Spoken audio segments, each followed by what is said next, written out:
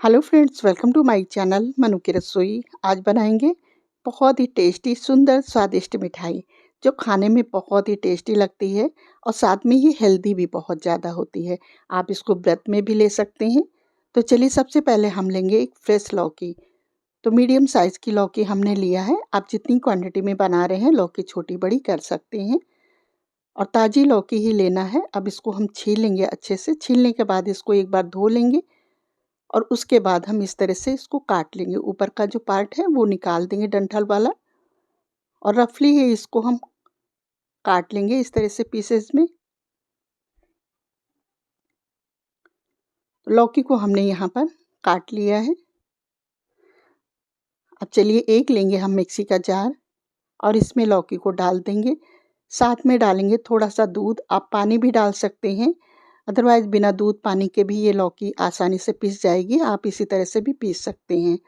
तो यहाँ पर लौकी का पेस्ट हमने तैयार कर लिया है। देखिए, इस तरह से लौकी पीस गई है। यहाँ पर चेक कर लेते हैं। तो देखिए, बस इतना ही हमें पीस लेना है। अब चलिए गैस की तरफ चलते हैं। तो यहाँ पर गैस पर हमने चढ़ा दिया है कढ़ाई।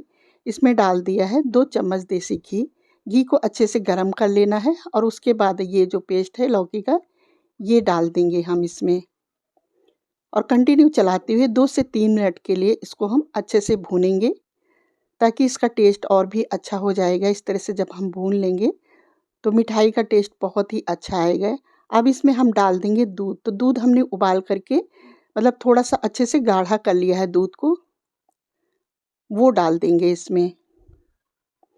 आप चाहें तो यहाँ पर खोया वगैरह भी डाल सकते हैं, लेकिन दूध के साथ बहुत ही टेस्टी बनेगी ये मिठाई।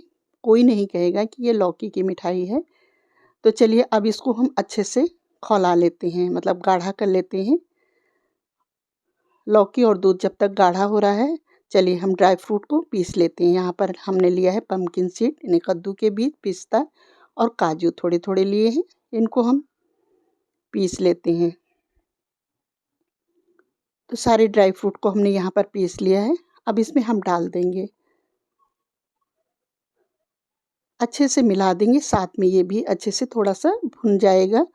ऊपर से हमने डाल दिया, यहाँ पर 1 छोटी कटोरी लिया है हमने डेसिकेटेड कोकोनट, ये डाल दिया है। अच्छे से मिला देंगे और कंटिन्यू चलाते हुए उसको अच्छे से फेंट देंगे, ताकि जो ड्राई फ्रूट है वो अच्छे से मिल जाए इसमें। इसी तरह से चलाते हुए फेंट देंगे। तो यहाँ पर ड्राई फ्रूट अच्छे से मिल गया है, देखिए इस तरह से, और ये भुन भी गया है। अब इसमें हम डाल देंगे चीनी। तो यहाँ पर हमने लिया है कोई 50 से 60 ग्राम चीनी। आप 100 ग्राम तक चीनी ले सकते हैं, बाकी आप अपने टेस्ट के हिसाब से चीनी कर सकते हैं। साथ में डाल दिया हमने यहाँ पर आधा छोटा चम्मच इलायची पाउडर, 2 चम्मच हमने घी ऊपर से और डाल दिया है। अच्छे से मिला देंगे इन सबको। और हम लौकी का बना रहे हैं तो थोड़ा सा डाल देंगे इसमें फूड कलर। तो ग्रीन फूड कलर हमने यहाँ पर लिया है, 3 से 4 ड्रॉप लिया है, वो डाल दिया है। बस थोड़ा सा ही डालना है, ज़्यादा नहीं डालना है। अगर आप व्रत में नहीं खाते हैं तो आप स्किप भी कर सकते हैं। अगर व्रत के लिए बना रहे हैं प्रॉपर तो आप स्किप भी कर सकते हैं, लेकिन लुक वाइज थोड़ा अच्छा लगेगा, इसलिए हमने डाल दिया है यहाँ पर। तो अब डाल करके अच्छे से मिला देंगे। तो देखिए, बहुत ही अच्छा सा ये कलर आ गया है। यहाँ पर थोड़ी देर के लिए इसको हम और भून लेंगे। बस तली से ये छूटने लगेगा, हल्का हल्का घी रिलीज होने लगेगा। बस इतना ही हमें इसको भून लेना है। तो देखिए, हाथ में लेकर के देखती हैं तो ये लड्डू की तरह इस तरह से बनने लगा है। तो मतलब ये तैयार हो गया है। चलिए, अब इसको हम निकाल लेते हैं एक प्लेट में।